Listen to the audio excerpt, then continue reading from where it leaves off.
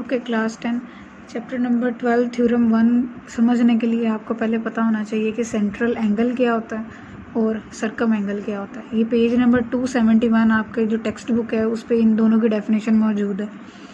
Central angle क्या होता है हमारे पास? A central angle is subtended between two radii at the centre of the circle. अब फॉर एग्जांपल ये आपके पास सर्कल है, आप दो रेडियस ड्रॉ करें इस सेंटर से। ये हमने दो रेडियस ड्रॉ कर लिए। अब इनके दरमियान में जो एंगल बन रहा है that is your central angle. ठीक है, ये क्लियर है। दो रेडियस अगर आप ड्रॉ करते हैं उनके सेंटर में जो एंगल सबटेंड हो रहा है, जो एंगल बन रहा है that is called central angle. Now the second one is circum angle. A circum angle is subtended between any two chords of a circle having common point on its circumference. आपने दो ऐसे codes draw करने हैं जो कि एक point पे meet कर रहे हैं। फॉर एग्जांपल ये कोड है। कोड क्या होता है? A line segment which joins any two points of the circumference. एक ये कोड है और दूसरा कोड आपने बनाना है या तो इधर से ऐसे को या ऐसे को, कि आपके एक पॉइंट पे वो मीट कर रहे हो। ठीक है, अब ये जो एंगल आपका ड्रॉ हुआ this is called circum angle. Circum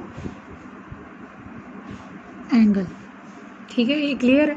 central angle के जो दो रेडियस के दरमियान में एंगल बन रहा होगा दैट इज सेंट्रल एंगल, और जो दो कोड्स के दरमियान में एंगल बनता है वो क्या होता है आपके पास?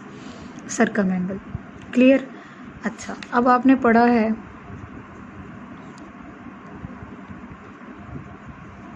ये चीज़ आपने पढ़ी है कि द थ्री इंटीरियर एंगल्स जो आपके ट्राइंगल के हैं उनको आप प्लस करें that will give you 180 degree. The sum of the three interior angles of a triangle is equal to 180 degree. ठीक है, अब एक और चीज़ हमने यहाँ पे समझनी है। इस एंगल को हम नाम दे देते हैं 1, इसको 2, इसको x कह देते हैं और इसको y, और इसको हम लेबल कर लेते हैं। ठीक है, ये आपने एक ट्राइंगल ड्रॉ किया और ये आपने इस लाइन को एक्सटेंड करके एक ये लाइन ड्रॉ कर ली, एंगल ड्रॉ कर लिया। अब आप पहले इस ट्राइंगल को कंसिडर करें। इस ट्राइंगल में क्या होगा? एंगल 1 प्लस एंगल 2 प्लस आपका जो एंगल x है, आप इसको ऐड अप करेंगे तो ये किसके इक्वल आएगा? 180 डिग्री। ठीक है, अब अगर आप स्ट्रेट लाइन पर देखते हैं तो स्ट्रेट लाइन का एंगल आपका कितना होता है? 180 डिग्री। तो अब आप जस्ट इस लाइन को कंसिडर करेंगे जो ABD लाइन है आपकी। तो इस पे जो आपका एंगल x और एंगल y है ये भी प्लस होके क्या देंगे आपको? It will also give you 180 degrees. Clear? कि आप पहले इस ट्राइंगल को कंसिडर करें तो इन तीनों एंगल्स को जब हम प्लस करते हैं वी विल गेट 180 डिग्री। और इसी तरह से अगर आप एक स्ट्रेट लाइन पे दो एंगल्स को प्लस करेंगे वो आपको क्या देंगे? वो भी 180 डिग्री देंगे। अब आपने इनको कर लेना है कंपेयर, इन दोनों इक्वेशंस को। देखें दोनों 180 के इक्वल हैं, इट मीन्स कि ये दोनों भी आपस में इक्वल होंगे। तो means angle 1 plus angle 2 plus angle x is equals to angle x plus angle y। क्योंकि ये दोनों 180 डिग्री के बराबर हैं तो कंपेयर करने पे कंपेयरिंग इक्वेशन 1 एंड 2 हमें क्या मिल गया कि angle 1 plus angle 2 plus angle x is equals to angle x plus angle y। अब देखें एंगल x और एंगल x दोनों तरफ है तो ये इसको आप दूसरी तरफ मूव कराओगे तो ये दोनों आपस में कैंसिल हो जाएंगे। तो we will get angle 1 plus angle 2 is equals to angle y। ये तीन चीज़ें आपको पता होनी चाहिए थी जब हमने थ्योरम पढ़ना है उसके लिए। क्या कंडीशन, क्या इससे प्रूव हुआ कि जो एंगल 1 और एंगल 2 को आप प्लस करेंगे तो वो इस एक्सटर्नल एंगल के इक्वल आएगा। तो ये स्टेटमेंट बनती है आपके पास that external angle, this one is an external angle, बाहर की तरफ बन रहा है ना, तो external angle is equals to the sum of the opposite internal angles. Triangle में, एक ट्रायंगल में एक्सटर्नल एंगल जो होगा वो ऑपोजिट टू इंटरनल एंगल्स के इक्वल आएगा। क्लियर है ये बात? ये तीन चीज़ें अब आपको समझ आ जानी चाहिए। फर्स्ट कि सेंट्रल एंगल क्या है? रेडियस के दरमियान में जो एंगल बनेगा that is your central angle. दो कोर्ड्स के दरमियान में जो एंगल बनेगा दैट इज़ सर्कम एंगल। और ये जो एक्सटर्नल एंगल होगा ये इन उसके ऑपोजिट जो दो एंगल्स बन रहे होंगे इस एंगल को छोड़ते हुए जो बाकी जो दो रिमेनिंग है उनको प्लस करें तो ये इसके इक्वल आएगा। ठीक है, अब हम चलते हैं थ्योरम पे। Okay, now the chapter 12 first theorem जो हम पढ़ने लगे हैं that is the major of a central angle. Central angle अभी मैंने आपको बताया गया है of a minor arc of a circle is double of the angle subtended by the corresponding major arc. Arc अब आपके पास क्या होती है, सर्कमफेरेंस का कोई भी एक आप पार्ट ले लें तो वो आपकी आर्क होती है। तो हम वो पार्ट लेंगे ए और ये दो हमने पॉइंट्स ले लिए अपने सर्कल पे। तो ये जो हमारे ए से लेकर सी तक जो पार्ट है सर्कमफेरेंस का ये हमारी वो रिक्वायर्ड आर्क है। The major of a central angle of a minor arc, ये हमारी माइनर आर्क है। और ये हम इस तरफ से अगर देखेंगे तो ये हमारी क्या होगी, मेजर आर्क। इधर भी हम एक पॉइंट ले लेंगे, इसे कहेंगे हम बी। ठीक है, तो A C is our minor arc and A B C is our major arc. दो पोर्शन में डिवाइड हो गया आपका सर्कमफेरेंस। जो छोटा वाला पोर्शन है दैट इज माइनर और जो बड़ा वाला पोर्शन है वो मेजर आर्क होगी आपकी। अब वो क्या कह रहे हैं कि माइनर आर्क पे जो आपका सेंट्रल एंगल बनेगा, सेंट्रल एंगल क्या था, जो रेडियस की मदद से बनता है, रेडियस के दरमियान में जो एंगल बनेगा दैट इज सेंट्रल एंगल। तो वो कह रहे हैं कि वो जो एंगल बनाएंगे that will be the double that of the angle subtending by the corresponding major arc. हम क्या करेंगे इसके लिए, हमें चलें अब हम देखते हैं कि गिवन क्या है। गिवन हमें जस्ट ये है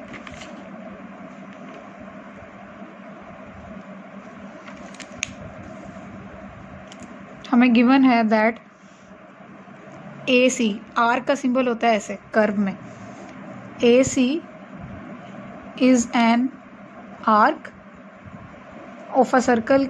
आर्क किसकी है, एक सर्कल की। और उस सर्कल का सेंटर क्या है, ये सेंटर है और सेंटर का नाम हमने क्या रखा, ओ, विद सेंटर ओ। ठीक है, अब हम इनको डिफाइन कर लेते हैं कि उन्होंने हमें बोला कि जो आर्क का जो सेंट्रल एंगल बनेगा, तो ये हमारे दो रेडियस, इस आर्क के जो एंड पॉइंट्स हैं उन पे हमने रेडियस ड्रॉ किया और ये हमारा जो एंगल बन रहा है this is our central angle. Whereas angle A O C, angle ये देखें ए ओ सी एंगल बनता है ना हमारा सेंट्रल एंगल, वो हम लिख लेंगे अपने गिवन में, इज द सेंट्रल एंगल। और उसके बाद हमने बताना है कि जो मेजर आर्क का जो एंगल है वो क्या है, वो हमारा होगा सर्कम एंगल। हम क्या करेंगे, अपने ए को इस बी पॉइंट से ज्वाइन करेंगे, ये हमारी एक कोड बन गया। और इसी तरह से बी को हम सी पॉइंट से ज्वाइन करेंगे। तो ये देखें, ये जो एंगल बनेगा आपके पास, दिस एंगल, दिस पॉइंट पे, इस बी पे जो आपका एंगल बनेगा that will be your circum angle.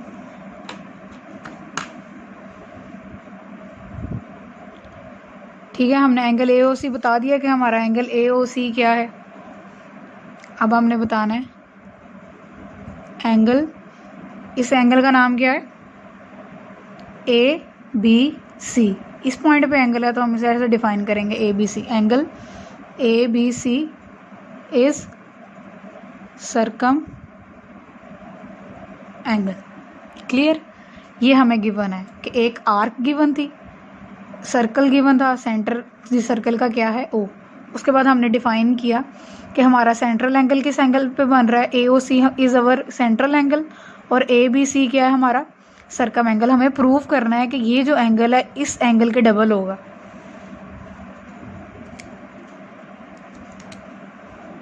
अब लिखना है हमें टू प्रूव। टू प्रूव में क्या हमें बताना है, दैट द माइनर आर्क जो एंगल बना रही है, central angle of a minor arc is double that of the angle subtended by the corresponding major arc. ये मेजर आर्क पे आपका एंगल बन रहा है। तो अब हमें प्रूव करना है that measurement of angle A O C is double, double means two times the measurement of angle A B C, कि ये वाला एंगल इससे डबल आएगा। फॉर एग्जाम्पल अगर ये 30 डिग्री आएगा तो this angle will be 60 degree, ये 40 डिग्री आएगा तो ये 80 डिग्री आएगा, दिस विल बी, अगर ये 30 डिग्री है तो ये 60, ये 40 आएगा तो ये 80 आएगा। इस एंगल से ये एंगल डबल होगा, ओ पे जो एंगल बनेगा वो डबल बनेगा इससे, ठीक है। ये अब आपने टू प्रूव लिख लिया। Now what we have to do in the construction part, construction में आप क्या करेंगे, simply you will join B with O and produce it, produce मतलब उसी को ही आगे ले जाना है आपने, produce it to meet the circle at D. क्या करना है, बी को आपने ज्वाइन करना है ओ के साथ, आपने स्केल से ड्रॉ करना है सारा ओ के साथ, देन आपने उसी को एक्सटेंड कर देना है यहाँ पे स्ट्रेट, और इस पॉइंट को नाम आपने देना है क्या, डी। ये क्या आ गया आपके पास, join B with O and produce it to meet the circle at D. आपने बी से ओ तक लाइन ड्रॉ की और आगे इसको एक्सटेंड कर दिया सरकमफेरेंस तक, और उस पॉइंट को नाम दे देंगे हम डी, ठीक है। और ये आपने कंस्ट्रक्शन की साथ अब आपने क्या करना है, एंगल्स को नाम देना है। ये जो एंगल बन रहा है दिस एंगल विल बी 1, इस एंगल को कहेंगे हम 2, इस एंगल को कहेंगे 3 और इस एंगल को कहेंगे 4, आधे आधे को, हाफ हाफ को, और इस एंगल को कहेंगे 5 और इस एंगल को कहेंगे 6। क्लियर, 1 2 3 4 5 6। यही चीज़ आपने कंस्ट्रक्शन में भी लिख देनी है कि राइट एंगल्स, क्या एंगल्स के नाम है, angle 1, angle 2, angle 3, angle 4, angle 5 and angle 6 as shown in the figure, जैसे आपने फिगर में ये ड्रॉ किया उसके अकॉर्डिंग। ये हो गई आपकी कंस्ट्रक्शन, ठीक है। Given to prove construction. अब हमारा पार्ट रह गया है प्रूफ का। अब हम प्रूफ की तरफ चलते हैं। अब हम क्या करेंगे, प्रूफ।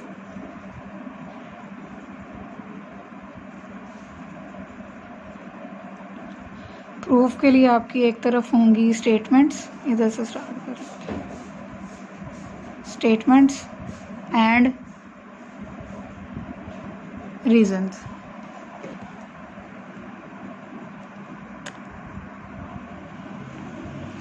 अच्छा, मैंने डायग्राम अगेन ड्रॉ कर लिया। आप देखें सबसे पहले क्या करने लगे हम, अगर आप देखें तो ये आपका सेंटर है, सेंटर से अगर आप एक तरफ को सरकमफेरेंस पे मूव करें तो आपके पास क्या आता है, रेडियस। तो मीन्स ये भी रेडियस है आपके पास, ये भी रेडियस है और ये भी रेडियस है, ओ से बी तक, ओ से ए तक और ओ से सी तक। तो मीन्स कि ये ओ बी और ओ ए वाली जो साइड है ये आपस में बराबर हो गई। अगर आप इस ट्राइंगल को कंसीडर करो तो ये देखें, ये ट्राइंगल ए ओ बी अगर आप ले रहे हैं तो उसमें ये साइड और ये साइड बराबर है। आपने 9th क्लास में थ्योरम पढ़ा था, the angles opposite to the equal sides या congruent sides are also congruent, कि अगर दो साइड्स आपस में बराबर हैं तो जो उनके ऑपोजिट एंगल्स हैं वो भी बराबर होंगे। अब इस साइड के जो ऑपोजिट एंगल बन रहा है ओ ए के, वो क्या बन रहा है, एंगल 3, और ओ बी के ऑपोजिट एंगल बन रहा है एंगल 1। अगर ये दोनों साइड्स इक्वल हैं तो ये एंगल्स भी आपस में क्या होंगे, इक्वल होंगे। इसी तरह से इस तरफ को देखोगे ओ बी सी पे, तो ये दोनों साइड्स इक्वल हैं तो आपका एंगल 2 और 4 भी आपस में इक्वल होंगे। यही चीज़ अब हमने यहाँ पे लिख लेनी है, as measurement of angle 1 is equals to measurement of angle 3। ठीक है, हमारी मेजरमेंट ऑफ एंगल 1 एंगल 3 के बराबर आ गई। तो रीज़न क्या लिखेंगे, angles opposite to equal sides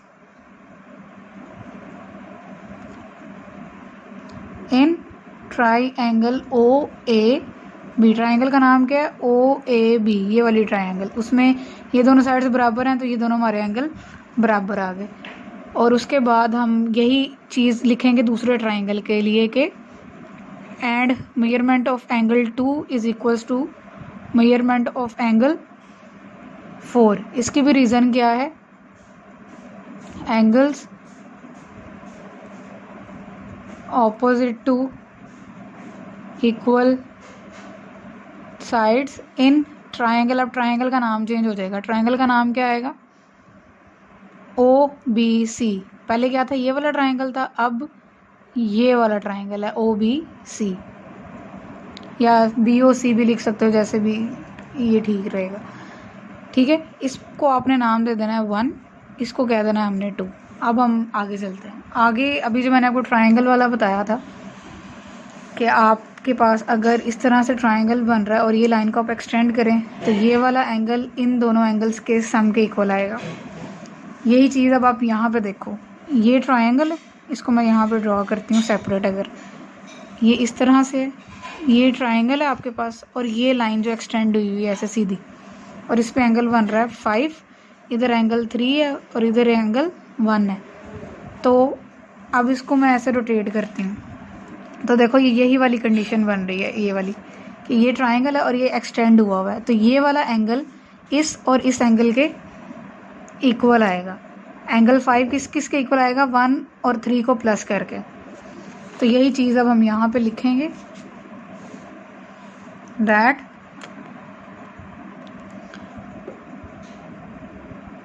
now measurement of angle 5, ये देखें, measurement of angle 5 measurement of angle 1 और एंगल 3 के इक्वल आएगा। Measurement of angle 5 is equal to measurement of angle 1 plus measurement of angle 3। Reason क्या? अभी हमने पढ़ा पीछे, external angle is the sum of internal opposite angles. ठीक है, क्या होगा? उसके इक्वल होगा। इसी तरह से हम दूसरे ट्राइंगल के लिए भी लिख लेंगे सिमिलरली, यही चीज़ हम दूसरे ट्राइंगल के लिए भी लिखेंगे। ये इधर पहले हमने एंगल 5 को लिखा कि 1 3 के सम के इक्वल है, अब हम एंगल 6 को लिखेंगे, वो किसके इक्वल आएगा? 2 और 4 के, 2 और 4 के इक्वल आ जाएगा। That measurement of angle 6 is equals to measurement of angle 2 plus measurement of angle 4। ठीक है, रीज़न यही आपकी सेम रीज़न आ जाएगी आपकी यहाँ। डन, यहाँ तक इसको हम कहेंगे 3rd और इसको हम कहेंगे 4th। ठीक है, यहाँ तक क्लियर हो गया? आगे चलें अब। नेक्स्ट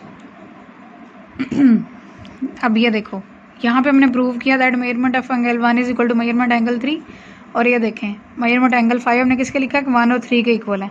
अब 1 और 3 आपस में इक्वल हैं, तो यहाँ पे मैं अगर मेजरमेंट ऑफ एंगल 1 की जगह पर मेजरमेंट ऑफ एंगल 3 पुट कर दूँ, क्योंकि ये इक्वल है, मेजरमेंट ऑफ एंगल 1 की जगह पर हम मेजरमेंट ऑफ एंगल 3 लिख सकते हैं।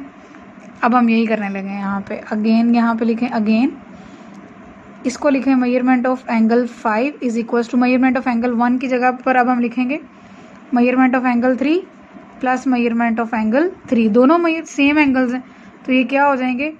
इक्वल आ जाएंगे। 2 मेजरमेंट ऑफ एंगल 3 आ जाएगा। सिर्फ क्या हो जाएंगे? दोनों ऐड हो जाएंगे, दोनों सेम एंगल्स हैं ना, तो 2 आ जाएगा साथ। यहाँ पे हम रीज़न लिख देंगे using 1 and 3।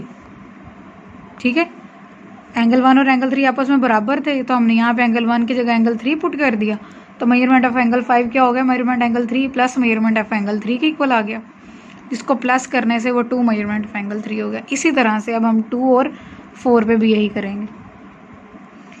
And measurement of angle 6, अब देखो 2 और 4 आपस में इक्वल है, तो इधर एंगल 2 की जगह पर मैं एंगल 4 लिख दूंगी। Measurement of angle 4 plus measurement of angle 4, so it will be equal to 2 measurement of angle 4। reason using 2 and 4। ठीक है, इजी है, कोई भी मुश्किल नहीं है, ध्यान से बस समझना है आपने इसको। अच्छा, तो अब अगर आप फिगर देखो, मेजरमेंट ऑफ एंगल 5 और हमारा मेजरमेंट ऑफ एंगल 6, एंगल 5 और एंगल 6 हमारा कौन सा है? ये देखें,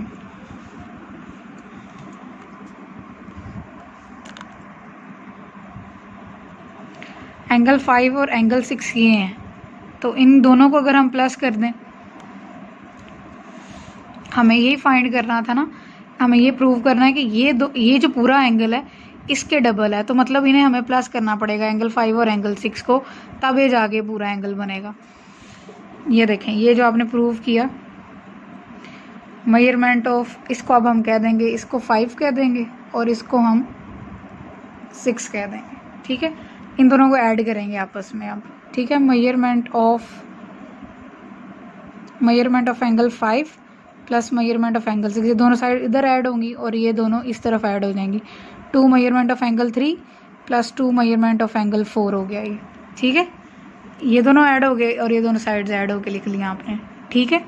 अब यहाँ से ये जो आपका एंगल 5 और 6 को प्लस करें तो ये कौन सा एंगल बनेगा, AOC वाला कंप्लीट एंगल। तो 5 + 6 की जगह हम लिख देंगे मेजरमेंट ऑफ एंगल AOC जो उसका नाम है, ठीक है। यहाँ से अब आप क्या करोगे, 2 लोगे कॉमन और यहाँ पे आ जाएगा 2 measurement of angle 3 plus measurement of angle 4। यहाँ पे इसकी रीज़न क्या लिखनी थी, एडिंग 5 एंड 6 को हमने ऐड कर लिया, ये ऐड कर लिया। अब देखें, ये जो मेजरमेंट ऑफ एंगल 3 और 4 है हमारे पास, ये हैं, ये दोनों एंगल हैं, इन दोनों को प्लस करने से ये कंप्लीट एंगल बन जाएगा और वो उस एंगल का नाम क्या है, ABC। तो हम वो इसकी जगह पे यहाँ पे लिख देंगे measurement of angle AOC is equal to 2 measurement of angle ABC। और हमें प्रूव भी यही करना था कि measurement of angle AOC equal आए 2 टाइम्स ऑफ ABC, कि ये वाला एंगल इसके एंगल के इक्वल आना चाहिए, और वही हमने यहाँ पे प्रूव कर लिया है, ठीक है। ये यहाँ पे हमारा थ्योरम 1 कंप्लीट हो गया। एक बार फिर इसको रिवाइज कर लेते हैं।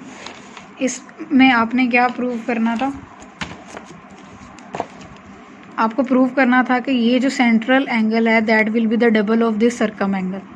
तो उसके लिए आपने एक सर्कल लिया, सेंटर लिया, 2 रेडियस ड्रॉ किए और यहाँ से फिर आपने एक पॉइंट लिया B और यहाँ पे 2 लाइंस ड्रॉ की। ये वाला एंगल चाहिए था और हमें ये एंगल चाहिए था, ठीक है। आपने फिर ये जो B से लेकर O तक लाइन ड्रॉ की और उसी को हम स्ट्रेट ले गए पॉइंट D तक। ये हमारे पास 2 ट्राइंगल्स बन गई हैं ऐसे। इनको हमने नाम दे दिया एंगल 1, एंगल 2, 3, 4, 5 एंड 6। 5 और 6 को प्लस करेंगे तो ये वाला हमारा एंगल बनेगा, 3 और 4 को प्लस करेंगे तो ये एंगल बनेगा। फिर हमें प्रूव करना था कि this angle is the double of this angle. उसके लिए अब आपने प्रूव किया जब, तो प्रूफ में आपने एक ट्राइंगल लिया पहले ये वाला, उसमें आपने बताया कि ये दोनों साइड्स इक्वल हैं तो ये दोनों एंगल भी इक्वल होंगे, और इधर से ये दोनों साइड्स इक्वल हैं तो ये एंगल भी इक्वल होंगे। इस तरह से हमने लिख लिया। फिर हमने बताया कि जो एंगल 5 है वो इन दोनों को प्लस करके आएगा कि external angle is the sum of the internal opposite angles. उसी तरह से फिर हमने इन दोनों को ऐड करवाएंगे, इनकी वैल्यूज़ पुट की, देन ऐड करवाया और फिर हमने उसे प्रूव कर लिया।